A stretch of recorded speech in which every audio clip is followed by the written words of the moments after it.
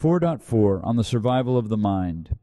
According to this hypothesis, the mind survives after physical death and, under certain circumstances, can communicate with other minds.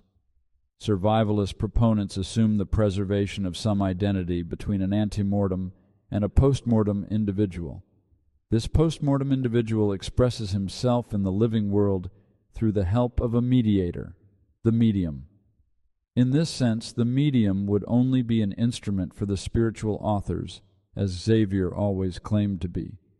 The idea that the authorship of these texts does not come from the medium's mind, but rather from agents external to it, solves the discrepancy between the medium's cultural repertoire and the contents and skills required to produce so many and diverse writings. As shown here, the lifestyle, intellectual dedication, knowledge, and skills necessary to elaborate on the texts from Group 1 were not present in Xavier's life. The scholarly work required to elaborate texts from Group 2 is even more complex. Besides creating the texts, the writer included elements of the alleged author's published work. The production of texts of this type, under normal conditions, requires lots of reading, time, care, and rare talent. In addition to the contents accessible to any reader, part of the text from this group contains a set of allusions and literary references that are identified only by those who dedicate themselves to studying the referenced texts much more deeply. Although Xavier was able to make general comments about most of his work, there has never been any record that he ever identified the most subtle piece of literary references and allusions. The medium himself always seemed unaware of such elements. The letters from Group 3, in turn, retrieve detailed private information about the alleged authors and their families, but present fewer elaborated aspects from a textual point of view. By dividing Xavier's work into 3 groups, we note that the act of psychography did not reflect the nature of the texts written. If the medium indeed produced all the texts he wrote, we would expect him to spend more time producing the more elaborated psychographies.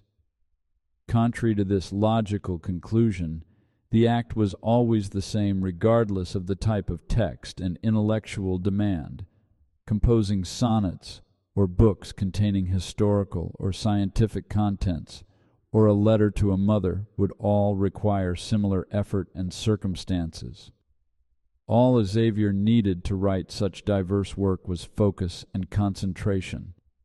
Thus, because the Psychography Act did not reflect the work of textual elaboration, we suppose that it reflects a work of another nature, capturing texts that were previously produced by others. In this context, the medium's job was to capture texts previously elaborated by spiritual authors. If the means for communication existed, the minds of all attributed authors would express identity elements, knowledge, and skills acquired during their lives. This explanation accommodates the fact that Xavier wrote a substantial volume of well-finished texts with varying degrees of complexity in a very short time. Finally, this framework also resolves other oddities, such as the amount and richness of details in the letters, many times unknown to anyone else but the alleged author.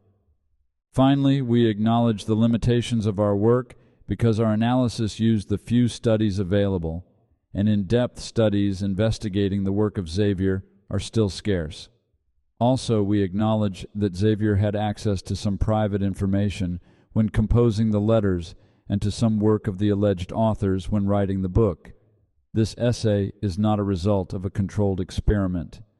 Nonetheless, by using the phenomena that none of the previous hypotheses could accommodate, we try to show the reader the explanatory power of the survivalist hypothesis.